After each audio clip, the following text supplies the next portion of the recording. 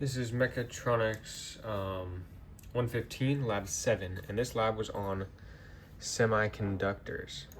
So for this lab, we were given a schematic that we were to construct a circuit from.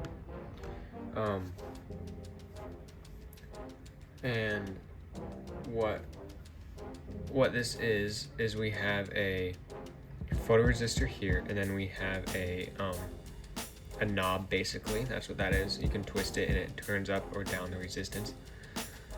And then you have a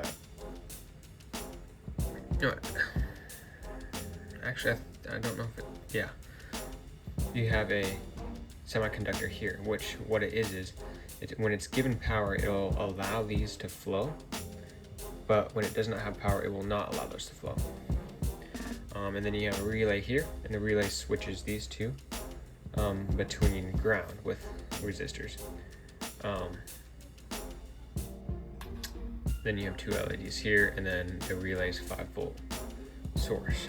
So this is kind of actually two separate circuits, but you can draw it as one like this. So on the breadboard, this is what it looks like. We have our relay right there. We have our knob right here. We have our photoresistor and our semiconductors right there. And so you can see we have power to this. This allows power going to that, and then depending on the light, it will allow power going in to one leg of the semiconductor, then the other leg of the semiconductor to ground. So if this gets the right power from this and that, then it will allow this to flow to ground, from positive to ground, which then will activate that and switch the light. Now the resistors are down here. Instead of the traditional power going into the final leg, we have ground coming from it.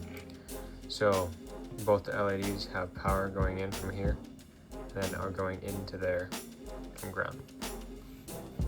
Now technically, because these are blue LEDs, you don't need a resistor, but the schematic had one in, so this is exactly 560 ohm resistor. It's like 3, a 10, a 330, and a 220, I think.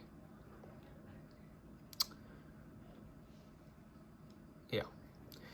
Okay, so what happens here is I adjusted the knob perfectly, so when I turn off this light and cover it, because it's not perfect, it switches. Because there was not enough light going through the photoresistor to activate this. So if there is enough light, it switches it. If there's not enough light and you cover it, switches back.